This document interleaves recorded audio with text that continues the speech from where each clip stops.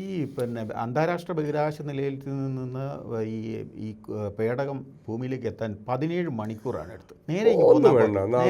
നേരെ ഇങ്ങ് പോന്നാൽ പോരായിരുന്നു, ഇത്രയും 17 മണിക്കൂർ എത്താൻ. കൽപ്പന ചൗള അവിടെ അല്ലേ? അതെ. ഒരു ഓർബിറ്റിൽ നിന്നേ നമ്മളൊരു SRE എന്ന് പറഞ്ഞൊരു എക്സ്പീരിയൻസ് ഇന്ത്യ നടത്തിയിട്ടില്ലേ? നടത്തിയിട്ടില്ല, എനിക്ക് തോന്നുന്നു ഏത് കുറേ കൊല്ലം മുമ്പാണ്. അപ്പോൾ ഒരു ഓർബിറ്റിൽ നിന്നേ, ഭൂമിയെ കറങ്ങുന്ന ഒരു ഓർബിറ്റിൽ നിന്നേ, അത് ഡി ഓർബിറ്റ് ചെയ്താലാണ് വരുന്നത്. ഇങ്ങനെ പതുക്കെ വരുള്ളൂ, ഇങ്ങനെ ഒന്ന് കറങ്ങി എന്നിട്ട് അവസാനം അന്തരീക്ഷത്തിലെത്തുള്ളൂ. ഓർബിറ്റിൽ നിന്ന് വിട്ടാലേ താഴെ വരുള്ളൂ. അവിടുന്ന് ഇങ്ങനെ താഴോട്ട് മൂക്കൂത്തി ചാടി വരാനൊന്നും പറ്റില്ല. അത് വരണമെങ്കിൽ അന്തരീക്ഷത്തിലെത്തണം. ഇപ്പോൾ ഈ വാഹനം തന്നെ എനിക്ക് തോന്നുന്നത് എത്ര 3:37 ഇറങ്ങിയത്, ഒരു 2.5 മണിക്കോ മറ്റുമാണ് ഇത് നമ്മുടെ അന്തരീക്ഷത്തിൽ പ്രവേശിച്ചത്. അന്തരീക്ഷം എന്ന് പറഞ്ഞാൽ നമ്മുടെ ഭൂമിക്ക് ചുറ്റുമുള്ള ഡെൻസായ വായുമണ്ഡലം എന്ന് നമ്മൾ പറയുന്ന സാധനത്തിൻ്റെ അകത്ത് പ്രവേശിച്ചത്. അതിന് മുമ്പ് അതിൻ്റെ ഉയരത്തിൽ നമ്മൾ ബഹിരാകാശം എന്ന് പറയുന്നത്, അല്ലെങ്കിൽ ഒരു 100 കിലോമീറ്റർ ഉയരത്തിൻ്റെ മുകളിലുള്ള സ്ഥലത്ത് കണികളൊന്നുമില്ല, വായു കണികളൊന്നുമില്ല. അതിലേക്കൂടി ഒരു സാധനം വീണാൽ ഒന്നും സംഭവിക്കില്ല.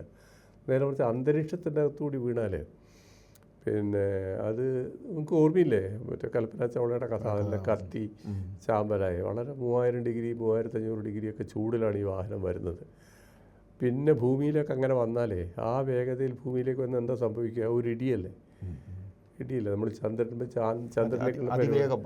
അതിവേഗം വന്നൊരു ഇടിയല്ലേ ഭൂമിയിലേക്ക് വന്നത്. ഒന്ന് കത്തി നശിക്കും, ഇനി കത്താതിരിക്കാനുള്ള കോട്ടിങ് ഒക്കെ കൊടുത്തിട്ട് വന്നാലോ കടലിൽ വിടാൻ അത് താഴെ പോകില്ലേ.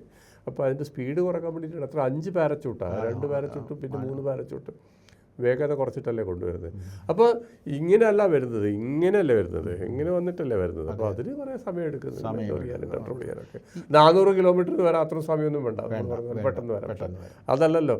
അത് മാത്രമല്ല, എവിടെയെങ്കിലും ഇറങ്ങിയാൽ പോരാ, അവർ കപ്പൽ കാത്തു നിൽക്കുന്നതിൻ്റെ വളരെ അടുത്ത് തന്നെ ഇറങ്ങണം, എന്നാലേ അവർ രക്ഷിക്കാൻ പറ്റുള്ളൂ. ഈ അന്തരീക്ഷത്തിലേക്ക് കടക്കുമ്പോൾ ഉണ്ടാകുന്ന കർഷണം ഏതാണ്ട് ഈ പേടകം കടന്നു വന്നപ്പോൾ ഏതാണ്ട് 4000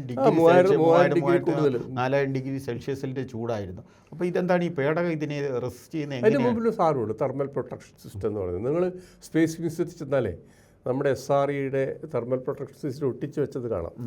ആ 4000 ഡിഗ്രി വിസ്റ്റാൻഡ് ചെയ്യാനുള്ള മെറ്റീരിയലിനെ കൊണ്ട് അത് കോട്ട് ചെയ്തിരിക്കുകയാണ്. അതൊന്നും അകത്തുള്ളതിനൊന്നും, അകത്ത് ഒരുപാട് ഇലക്ട്രോണിക് സാധനങ്ങളും കൺട്രോളൊക്കെ ഇല്ലേ, മനുഷ്യൻ മാത്രം അകത്ത് ഈ ചൂട് അനുഭവപ്പെടില്ല. അകത്ത് ഈ ചൂട് അനുഭവപ്പെടാത്ത ഒന്നാന്തര ഇൻസുലേറ്ററുകൾ ഉണ്ടാക്കിയ തെർമൽ പ്രൊട്ടക്ഷൻ സിസ്റ്റം TPS ആണ് അതിന് പറയുന്നത്. നമ്മുടെ ഇസ്രോക്കൊക്കെ സ്വന്തമായി ഉണ്ടാക്കിയിട്ടുണ്ട്.